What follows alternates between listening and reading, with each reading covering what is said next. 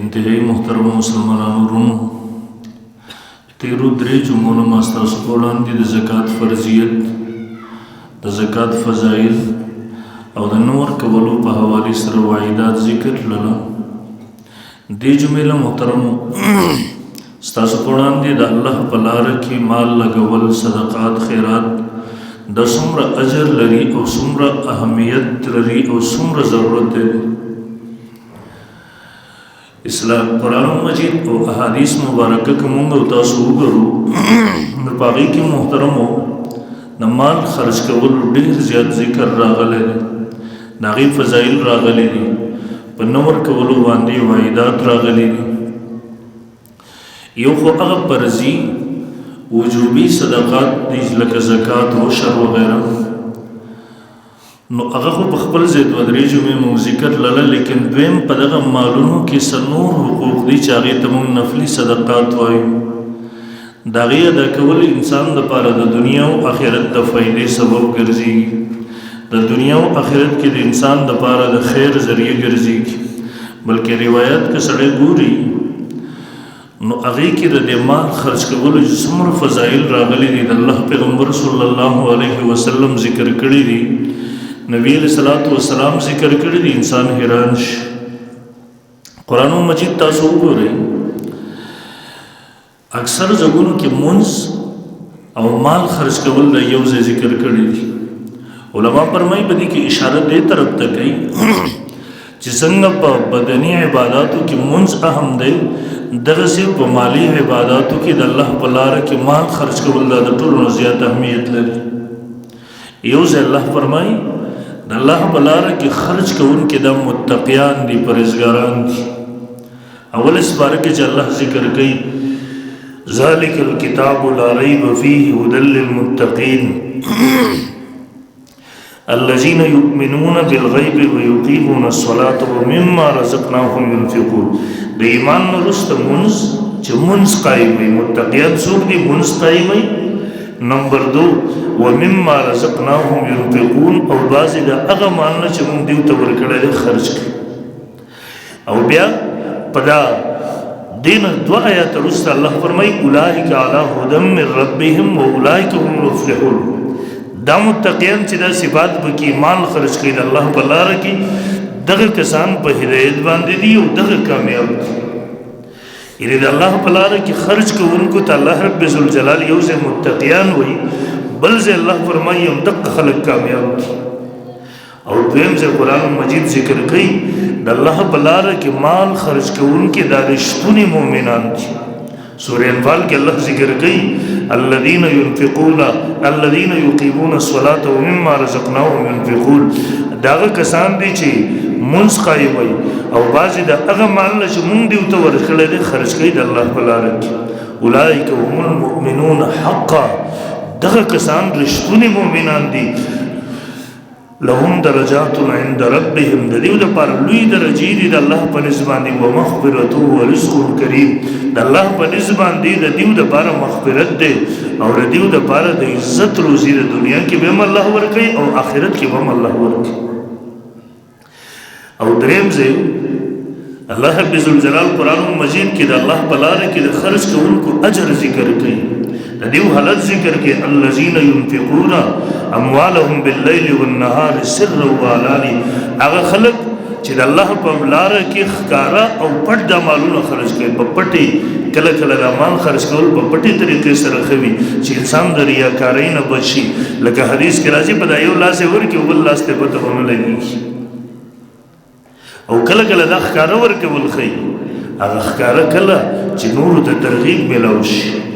مختلف قسمه حالاتو کې وس یو دغسې کس دی چې هغه خپل غربت پټوي او دومره محتاج دی چې هغه ته ضرورت دی، هغه له ته ښکاره ورکړي چې یاره نورو ته ترغیب میلاو شي. یو دغسې د خیر او د نیکۍ کار دی، هلته ته ښکاره ورکړي چې نورو ته ترغیب دی، ځکه د خرج کولو میلاو شي نو دغه کې بیا زیات، نو کله پټ او کله ښکاره. نو الله د هغې په باره کې څه وایي فلهم اجرهم عند ربهم، د الله سره د دیو اجر دی، لا خوف علیهم ولا هم یحزنون. دیو باندې مرګ وخت کې به حالت دی دنیا پسې به خمزده نه وي چې معنا څه پاتې کېږي او خوب ورته هغې نه بهتر ملاویږي د دې وجې نه دنیا پسې به غمجن نه وي او د راروان حالاتو نه به دوی یېرېږي هم نه دا د دغه الله په لاره کې د مال خرج کولو الله رب ذوالجلال به ورته هغه بدله ورکړي او څلورم ځای فرمایي ان الذین یتلون کتاب الله هغه کسان چې د الله کتاب لولي تلاوت یې کوي او منځ قایموي وانفقوا مما رزقناهم سرا وعلانیه او دیو خرج کوي هغه څه چې موږ ورته ورکړي دي د دغې نه دیو خرج کوي پټ او ښکاره سرا وعلانیه پټ او ښکاره یرجون تجارت لن تبور دیو د دغسې تجارت امید لري تمه لري چې هغه بالکل هغې کې د تاوان څه یره نشته دی الله سره چې سړی تجارت وکړي نو څه یره به ورسره وي هلته خو تاوان نشته دلته خو دنیا کې هم ګټه ده آخرت کې هم ګټه ده لیوفیهم اجورهم ویزیدهم من فضله انه غفور دیو دا د سره پاله چې الله دیو ته دیو بدله پوره پوره ورکړي د دیو اجرونه دیو ته پوره پوره ورکړي والله بخونکی قدردان ذات دی د هغه په لاره کې که تا لږ څیز هم ولګو هغه الله رب ذوالجلال ډېر قدردان دی ډېره قدرداني کوي ډېره بدله به درته د دنیا او آخرت کې درکړي او پنځم ځای کې الله فرمایي وما تنفقوا من خیر یوفى الیکم وانتم لا هغه څه چې تاسو خرج کوئ د مال نه یوفى الیکم پوره پوره بدله به تاسو درکړی شي وانتم لا تظلمون ستاسو نه به څه کمی نه کېږي کمولی به نه شي بلکې دغسې رب دی چې دنیا کې به هم درته یو پاویا درکړي ستا د نیت او اخلاص پورې خبره ده یو په سلو وسو هم میلاویږي کله کله بدله یو پاویا هم میلاویږي کله کله یو په وسو هم میلاویږي او کله کله هغه د تبلیغانو خبره دواړه روایات چې یو ځای کې یو په 49 کروڑ الله ورکړي او شپږم ځای کې الله فرمایي د دې خرج کوونکو دپاره الله د جنت اعلان کوي څوک چې الله په لاره کې مال خرج کوي الله د دیو دپاره د جنت اعلان کوي خوشخبري ورته ورکوي والذین صبروا ابتغاء وجه ربهم واقاموا الصلاة وانفقوا مما رزقناهم سرا وعلانیه د دې مؤمن دریم صفت ذکر کوي چې الله دیو له کوم مالونه ورکړي د دې نه پټ او ښکاره خرج کوي مال لګوي ويدرؤون بالحسنة السيئة چا ور سره بدی وکړل نو دی ورله په بدی جواب نه ورکوي دی ورله په ښېګړه باندې جواب ورکوي په نیکۍ ورته جواب ورکوي الله فرمایي اولئک لهم عقبى الدار د دیو دپاره د آخرت کور دی یعنې جنت نو په مال لګولو باندې دا د الله د طرف نه د انسان دپاره په دنیا کې درته خوشخبري ده چې د آخرت بهترین کور جنت هم د ده دپاره او قرآن مجید دا مضمون تقریبا په مختلفو طریقو سره ذکر کړی او احادیث مبارک که موږ وګورو په دې باب کې ډېر زیات راغلي نبی علیه الصلاۃ والسلام دومره زیات ترغیب ورکړی دی انسان یې ګوري مختلفو ابوابو کې هغه حدیث محدثینو ذکر کړي یو ځای نبی علیه السلام فرمایي دا حدیث قدسی دی وی الله فرمایلی دی انفق علیک ته خرج کوه د الله په لاره کې د خیر په کارونو کې خرج کوه په تا باندې به خرجي نه الله به په تا باندې معلوم کړي هغه به په تا باندې خرج وکړي نو چې کله ته په لام د خلکو باندې لګې الله خو د کائناتو بادشاه دی د کائناتو رب دی نو چې بیا هغه په تا باندې لګوي نو هغه به بیا صحیح دغه خرج به بیا د بادشاه خرج د هغه موافق وي د ګورنر د هغه موافق وي د لاندې مالداره سړي د هغه موافق وي ته چې مال خرج کې د الله په لاره کې د الله په مخلوقاتو باندې نو هغه الله چې د کائناتو رب دی هغه به په تا باندې وخرج کړي نو انسان د دې نه اندازه لګولی شي او همدغه خبره قرآن هم ذکر کوي وما انفقتم من شیء فهو یخلفه هغه چې تاسو خرج کوئ د الله په لاره کې فهو یخلفه هغه الله به تاسو ته بدله درکوي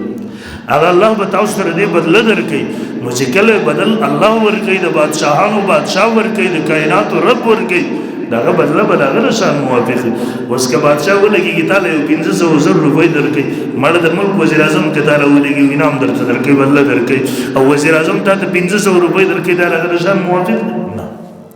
تا که 500 دلته ولګولې هغه رب به د خپل شان مطابق بدله به درکوي دغسې نه ستا د شان مطابق نه د خپل شان مطابق به درکوي او دویم ځای کې یو حدیث کې راځي یو موقع باندې نبی علیہ السلام حضرت اسماء رضی الله تعالی عنها ته وفرمایل نصیحت یې ورته کوو ورته وفرمایل انفقی ولا تحصی فیحصی اللہ علیک، ته خرج کول الله بلا رکی او ته شمار مکو الله بستا سره شمار شروع کی. شمار څه مطلب؟ ته دغومره سړي نه کړه کنجوس جوړ شي، په شمار باندې یو څیز لګوي، په شمار باندې چاله بیخي ذرې ذرې، نو که تا دغسې شمار شروع کو الله به تا سره شمار شروع کی. لکه حدیث قدسی دی که تاسو شمار شروع کو وم شمارل، ترمذی شریف کې دا حدیث دی الله به تاسو سره شمار شروع کی، که الله به یعنی په شمار به درکول شروع کی، او که تاسو دغسې بې شماره د الله په لاره کې لګول شروع کړله الله به بغیر حسابه تاسو ته درکول شروع. او ویې ورته وفرمیل ولا توعی فیوعی الله علیک، اسما تر خیر په کارونو کې خپل مال مه بندوه، الله به په تا باندې خپل خیرونه مالونه در بند کړي. او درې مې ورته وفرمیل ارزحي ما استطعتي، ته خرج کوه څومره چې ستا طاقت وي، ته را درې کارونه مه کوه، شمار مه کوه، څومره چې دې وس یې د هغې نه زیات لګوه، د وس مطابق لګوه، داسې نه چې ستا وس د 100 روپو کېږي او ته 15 روپۍ چاته ورکړې، دا شمار مه کوه. ستا چې د 100 وس کېږي 100 روپۍ ولګوه، د لاکو وس دې کېږي لاک ولګوه، دغسې نه چې ته د کروڑونو خاوند دی او ته 120 روپۍ لګوې، نو دا شمار مه کوه، الله به ستا سره شمار شروع کړي. او دا مال ورکول دا دومره اهم څیز دی، دا دومره زیات اجر لري. نبی علیه الصلاة والسلام په مختلفو موقعو باندې دا ذکر کوي، په مختلفو طریقو سره هغه حدیث مضامین راغلي دي. یو ځکه نبی علیه السلام په ذکر کوي لا حسد الا فی اثنین، غیبته چې ورته مونږ وایو یو حسد دی یو غیبته ده. حسد دی ته ویل کېږي د بل چا نه د نعمت د زوال تمنا کول، یاره د پلانکي سره مال دی، د سره ولې دومره مال دی،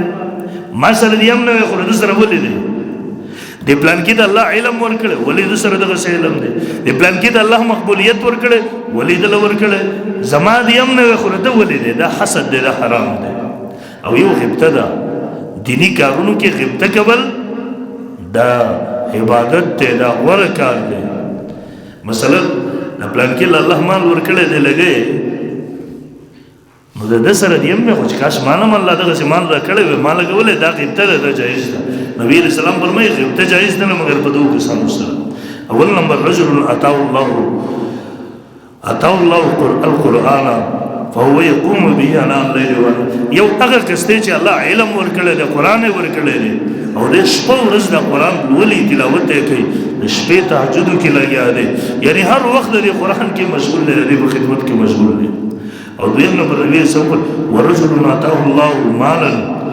فهو ينفقه آناء الليل وآناء النهار، یو چال الله مال ورکړی دی د شپې هم لګوي د ورځې معنا ده هر وخت لګوي د الله په لاره کې. او بل حدیث کې راځي ورجل آتاه الله مالا فسلطه على هلكته في الحق، الله مال ورکړی دی او دی د دې په لګولو باندې مسلط کړی دی د حق په لارو.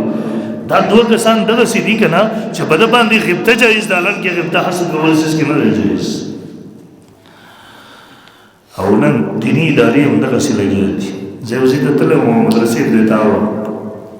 نو موږ راغلي هغه مدرسې پرېتا ته وو، نو ما نه مخکې نورې ملګرو چې بیانونه وکړله ټول د دنیا او د مالدار او د مال د هغوی په مذمت کې او د علم په فضیلت کې، نو ما چې بیا نمبر راغی ما ورته وکړه دواړو به مونږ فضیلت، ځکه دیني ادارې چې چلېږي دلته به عالم قاري محنت کوي، دلته به مالدار سړی مال لګوي، نو دا به چلېږي چې یو طرف نه محنت وي بل طرف نه یې خو بیا نه چلېږي. د دې وجه نبي علیه صلات وسلام د دواړو فضایل ذکر کړي دي. او شپږم ځای نبي علیه صلات وسلام فرمایي د مال خرج کوونکي ته فرشتې دعا کوي. نبی علیہ السلام فرمائی دا حدیث بخاری و مسلم کی صحیح سند سره موجود دی، ما من یوم یصبح العباد فیه الا هو ملکان ینزلان فیقول احدهما اللهم اعط منفقا خلفا، یا اللہ یو دو پرشتي هر سحر د اسمان نخکته راځي، دی وی دعا کوي یا الله ما دا ستا په لاره کې مال لګونکو ته د هغې خبر نه ورکړه. او دویم قسم فرشتې راځي ویقول اللهم اعط ممسکا طلبا، یا الله د مال بند کوونکو یعنی بخل کوونکو د الله په لاره کې مال نه لګونکو مال تباه، بے برکتی پی راشي، بیماری پی راشي، مشکلات پی راشي، نو کم مال چې د الله په لاره کې لګو دې مشکلاتو نه به بچ کېدی، اوس بیا هغه مشکلاتو کې اخته شو. دا د فرشتو بددعایي دې بنده ته خو دغه رنګ محترم پنځم ځای نبی علیہ الصلوۃ والسلام فرمایي دا سخا چې دا د جنت یو ونه ده د دې مختلفې څانګې راغلي دي چا چې کومه څانګه ونیوله دغه څانګه دغه ونه به د جنت ته ورسي ګوره د سخا دومره ښایسته مثال نبی علیہ السلام او دا بخل چې دی دا د جهنم یو ونه ده د هغې نه څانګه راغلي مختلفې څانګې دي په مختلف شکلونو کې دا بخل دی چاله الله علم ورکړی هغې کې بخل وکړو چاله مال ورکړی دی په هغې کې مختلف قسمه طریقو سره دغه راځي یو چا د بخل کومه څانګه ونیول هغه څانګه به د جهنم ته ورسي نبی علیہ السلام فرمایي السخاء شجرة في الجنة فمن كان سخيا أخذ بغصن منها فلم يتركه الغصن حتى يدخله الجنة چا چې کومه څانګه ونیول دغه څانګه به اوس دی نه پرېږدي تر دې چې جنت ته داخل کړي نو ګویا دغه د انسان د جنت د تلو ذریعه ګرځېږي او شپږم نمبر مال خرج کول د الله په لاره کې الله د دغه خلکو سره محبت کې دا دغه صفت دی چې الله دا صفت خوښوي نو چا کې چې دا صفت راغی دغه صفت دومره بهترین صفت دی چې الله دغه صفت او دا خصلت خوښوي د سخا نبی علیہ السلام فرمایي خلقان يحبهم الله عز وجل وخلقان دو صفتونه دي چې الله یې خوښوي الله هغه صفتونو سره محبت او دو صفتونه چې الله یې بد ګڼي بغض ورسره اول نمبر فاما اللذان يحبهم الله فحسن الخلق اول څه دی اخلاق او دویم نمبر د الله سخا د الله په لاره کې مال لګول او دو بد څیزونه بد اخلاقی او بخل الله نه خوښ او بل حدیث کی صراحتاً نبی علیہ السلام پر ان اللہ جواد یحب الجواد اللہ سخی دے سخاوت خوخی سخی سلے خوخی بخیل سلے اللہ نہ خوخی سخی سلے خوخی بلکہ تردم ربودی او بل حدیث کی تصریح راضی السخی قریب من اللہ سخی سلے دا اللہ تا نزدیوی دا تقرب و نزدیکت دا اللہ سروی دویم نمبر قریب من الجنہ دا سلے جنت تا نزدیوی دریم نمبر قریب من الناس خلقو تم نزدی وی ګوره څوک چې دلته د الله په لاره کې ورکړه کوي خرج کوي په خلقو لګي ثقافت کوي خلقو تم دا سړی محبوب خلق هم ورسره مینه کوي حاجي صاحب ښه سړی دی صفت یې کوي مدح یې کوي مجلس کې ځای ورکوي هغې ته احترام خلق لري او دویم نمبر بعید من څلورم نمبر بعید من النار دا سړی د اور نه لري دغه د ایمان په ذریعې سره د الله په لاره کې د لګولو په ذریعې سره د اور او جهنم نه لرې کېږي او دویم نمبر والبخیل بعید من الله بخیل سړی د الله نه لري د جنت نه لري د خلقو نه لري قریب من النار اور ته نږدې او رسول الله صلی الله علیه وسلم تشریح وکړه والجاهل السخي احب الى الله عز وجل من عابد بخیل عبادت گزار دی او بخیل دی اول سړی عبادت گزار نه دی لیکن د سخا کې دغه سړی دنه غوړه دی مخکې طالبانو به وي والسخي حبيب الله لو كان فاسقا سخي د الله دوست اگر که فاسق فاجر ودی دی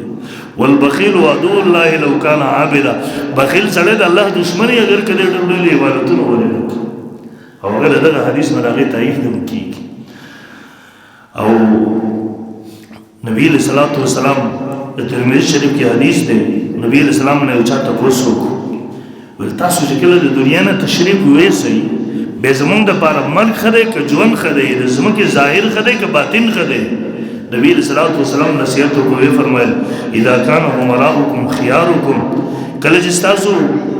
حکمرانان تاسو مشران د نیکان خلق وي نمبر 1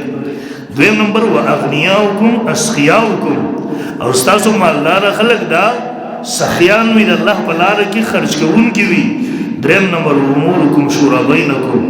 او تاسو کارونه په مشورې سره وي یعنی شورایي نظام وي یو ډیکټیټر او د یو کس په خوښه باندې هغه نظام نه چلیږي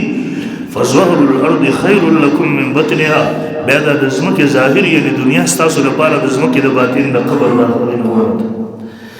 او اذا كان امراؤكم شراركم واغنياؤكم بخلاؤكم واموركم الى او کله چې تاسو بادشاہان حکمرانان بدترین مخلوق دي دا بد خلق مرداران خلق وي او دویم نمبر واغنياؤكم واستاسو مالدار خلق بخیلانی او دریم نمبر امورکم الى نسائکم استاسو کارونه خزو ته والش نو فبطن الارض خیر لکم من ظهرها، بیا د ځمکې لاندې طرف یعنې مرګ ستاسو لپاره د دنیا نه غوره دی. نن حالات دغسې دی، حکمرانان بېدینه دي. یقین وکړه د هغه صدر نه واخله تر لاندې پورې راشه، ستاسو ګورئ نظام حالات ټوله دنیا کې هم دا حالات. او زمونږ مالداران کله چې دا رب د بغاوت ځای راشي که نه چېرته ډمې ډمان لکونه کروړونه شیندي جازونه نه یې راولي. اوس په دې وخت کې تاسو کتلي به نظاره به کوئ، مشاهده به کوئ. او چې کله د مدرسې جومات ځای راشي ته بسې بس دغسې بد حالات دي، کاروبارونه خراب دي او دا کیسې شروع کړي. دا هغه دنیا ته غوسخیان دي، لیکن الله لارې ته دا بس دیو سره څه نشته. زمونږ حکومتونه دلته وګوره، ما ته دلته یو چا وی ویل دلته یو څلور ټیمونه و د کرکټ، 15 ورځې د هغوی ټریننګ و په دا پېښور کې 7 ارب روپۍ صرف په هغې باندې ولګېدې. او زمونږ استاسو اوس کې دی ورته یو دیني ایشو وویله، هله وایي به چې ملک دیوالیه دی او تباهۍ او بربادۍ ته دا د حکومتي سطحې نه واخله تر لاندې پورې دا خبره راروانه ده. د تاسو ګورئ یو ډم راپورته کړي که نه د سره څه وکړي. دا علما، دا دیني مدرسې، دا طالبان ته دا ورته وایي دیو سره ملک دیوالیه کېږي، تباهۍ ته روان. نو د رسول الله صلی الله علیه وسلم دغه حدیث که تاسو وګورئ دې وخت کې یقین وکړم حقه حالت دی چې ما د دې ژوند نه ښه دی زموږ لپاره. او حضرت حسن بصري رحمه الله فرمایي وایي دا د سخاوت او بخل له دونه فضایل ولې راغلي دي، وجه څه ده؟ امام حسن بصري رحمه الله دا مشهور تابعي دی، وایي دا سخي سړی په الله باندې هغه ښه ګمان لري چې الله د خپلې وعدې خلاف ورزي نه کوي. وعده یې څه کړې ده؟ وما انفقتم من شیء فهو یخلفه، هغه به یې درته بدل درکوي. هغه غني ذات سره دې سودا وکړله هغه به یې بدل درکوي. نو دی ښه ګمان لري، الله به یې خامخا پوره کوي. او دا بخیل سړی د دې د مذمت د بخل ولې راغلی؟ دا بخیل سړی د الله سره بدګماني لري، که زه خرج کړم الله به یې راکړي. نو د دې وجې نه د دې صفت د مذمت راغلی دی. او حضرت سلمان فارسی رضی اللہ عنہ فرمائی اذا مات السخی قالت الارض والحق رب تجاوز عنا. دا سخی سړی چې مړ شي دا ځمکه ورته دعا کوي، دا کوم حفاظتي ماموري فرشتې چې دا ورته دعا کوي رب اے ربا تجاوز عن عبدک فی الدنیا والآخرة. سخای اے الله د خپل بنده نه تجاوز وکړي، معافي ورته وکړي، د وجې د هغه سخا د ده نه چې په دنیا کې کوله. واذا مات البخیل قالت اللهم احجب هذا العبد عن الجنه. دا بخیل سړی چې مړ شي دا ځمکه فرشتې وایي یا الله د خپل رحمت نه لرې کا، څنګه چې دا تا کوم مال ده ته ورکړی او د هغه نه ستا بندګان لرې کړي وو. دې بخیل سړی ته دا ځمکه بددعایي ورته کوي، خیرې ورته کوي. دا دومره د دې وجې نه محترم بهرحال بخل ډېر بد څیز دی. انشاءالله بلې جمعې له زه په هغې باندې تفصیلي خبره وکړم. او سخا نبي علیه صلات وسلام په خپله ډېر زیات سخي و، دا د ټولو انبیاء کرامو صفت دی. یو حدیث کې راځي بخاري مسلم کې دی ما سئل رسول الله صلی الله علیه وسلم شیئا قط فقال له. داسې کله نه ده شوي چې نبي علیه صلات وسلام نه چا یو شی غوښتی وي هغه به ویل چې نه ما سره نشته. کله هم چې څه ورسره و چا غوښتي دي فوراً یې ورکړي دي. او یو بل حدیث کې راځي نبي علیه السلام په خپله فرمایي زما زړه دا دی چې دا د احد دا د سرو زرو ما سره د احد غر او 3 ورځو کې دننه داسې دغه کومه زما سره څه پاتې نه شي. د احد غر څومره لوی دی څوک چې تښتي دی هغه کتلی دی چې دا ټول زه صدقه کړم د ځان سره څه پرې نه ږدم، دومره ځان سره پرېږدم چې خپل قرض پې خلاص کړم، ځکه چې قرض ادا کول دا د صدقې نه مخکې دي. دغسې نبي علیه صلات وسلام دومره ډېر واقعات دي. یو ځل نبي علیه صلات وسلام ناست و، یو زنانه راغله یو څادر یې پېښ کړو، داسې ډېر ښایسته طریقې سره ګلکاري پې کړې و جوړ. د الله پیغمبره دا څادر ما په خپلو لاسونو جوړ کړی ستاسو لپاره. نبي علیه السلام هغه څادر واغوست چې راغی یو صحابي ورته وایي د الله پیغمبره دا څادر خو ډېر ښایسته دی ما له بیرانه کوي. فورا کور ته ننوتو بل څادر یې درکړو دی دې صحابي ته ورکړو. هغه صحابي ته نورو صحابو وویله ویل تا د الله د پیغمبر نه ولې غوښتو؟ د الله پیغمبر خو پخپله دې ته محتاج شو. هغه ورته ویله قسم دی د څادر ما د دې وجې نه دی غوښتلی چې د الله د پیغمبر ضرورت و زه په خپل ضرورت و نه، دا څادر مې صرف د دې وجې نه وغوښتلو چې زه مړ شم نو ماله به دې څادر کې کفن راکړي د رسول الله د بدن سره لګېدلی دی او حضرت سهل رضی الله تعالی فرمایي ول کله چې دا صحابي وفات شو ما وکړو چې واقعا په صادر کې د پنځه شوی دغه سي عمر فاروق رضی الله عنه یو کس راغی نبی صلی الله علیه وسلم د الله پیغمبره زما پلان کې چې د عمر په کال پیسې وغوښتلې نبی صلی الله علیه وسلم ورته وویل ول دې وخت خو ما سره نشته خو ته ورشه دیو چانا راواخلا زما په ذمه راواخلا زه به بیا دا پیسې هغه ته واپس ورکوم الله اکبر ما سره خو نشته ته ورشه چانا قرض راواخلا زما په ذمہ داری زه به هغه ته واپس کوم چې کله پیسې راشي دومره او صحابه کرامو کې مدغه صفات دومره نه وتی او دومره یو ځل عمر فاروق رضی الله تعالی په خپل دور کې علامه منذری نقل کړی دي عمر رضی الله تعالی په خپل دور کې یو صحابي ته هغه په یو تیلۍ کې هغه ډیر دینار ورکړل دته ویل دا لاړ سلور سو دینار د لوی شو ازمان ویل دا لاړ ابو عبیده بن الجراح رضی الله تعالی عنہ او سبانه باندې راغه سره ایثار شه ورته وایا عمر دا تا تر لګلې خپل کارونو کې ولګوا او بیا راغه سره ایثار شو ورته څه کوي بل دینار نو دې چراغ ورته عمر رضی الله تعالی عنہ لګلې و چې خپل کارونو کې ولګوا دې چې واغستله ول الله دې په عمر رحم وکي الله دې او به دا صحابي وای لکه سات پس خپل وینځره وته دای ورته ورکړه ورته ویل لاړ چې دومره پلان کې لورکا دومره پلان کې لورکا دومره په تر دې ټول ختم وړه ولی یو بل سلور سو دینار بیا راکړه ما ته ویل لاړ چې دا معاذ ابن جبل ته وسه دغه والی او گورنر او به پټ دغه سره ایثار چې په پیسو څه کوي ولغه د جمهور له موضوع چې عمر فاروق رضی الله عنه امیر المؤمنین ویل چې خپل کارونه کې ولګوا والله رسول ورسره وزارت خفیه منتقصار سم سکار کی مزار مسئول ولی وین زیره وختل ورته ویل چې دا وخت دومره پلان کې ورته ولګي دومره پلان کې دا دومره پلان کې دا ول ټوله ختم ویل 2 دینار پاتیو ول خزي आवाज به سره راغی سو کې جواب راولې ورته ویل چې زړی مونږ خو هم مسکینانو کور ته هم سره ولېګا ول 2 دینار پاتیو دغه سی ورزار نه دا وایي دغه سی سخاوت ولا صحابو نو دیو جن واه محترم یو د الله په مال کې واجبي حقوق د دې سره سره نفلي حقوق هم دي چې الله هغه قرآن مجید کې او احادیث کې رسول الله صلی الله علیه وسلم بیان کړی باید چې موږ تاسو راغی خیال وساتو د نن سبا د بيدینۍ په کارونو کې لګول لمون ته آسان دي لیکن د الله په لار کې لګول لمون ته دومره لوی او مشکل سخت شي ښکاري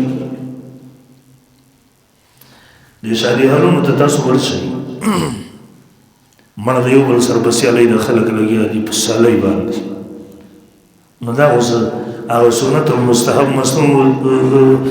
دغه خو هم دانه دي ولې خو هم دانه دي حضرت رسول د جمعه مدرسې لپاره یو دی او تمره بخل تو مالدار خلکو بیا دغه سي حالت ولې د الله ولا لکي او هغه د دې وجه مداسنه بصری قول تا واورېدو موږ واورېدو هغه دنیا کې چې خپل ځان ورخې دنیا ته وسجدل دې الله لپاره کې د یقین نشته چې بدلو دیو جن بیکار شي لګي او لګو موږ هغه څه چې موږ زیاتی ویلن تنالوا البر حتى تنفقوا مما تحبون انسان د نیکی هغه مرتبه ته نشي رسیدي نشي اصل اوله تر څو پورې چې خپل غوړ او محبوب مال د الله تعالی کې صدقه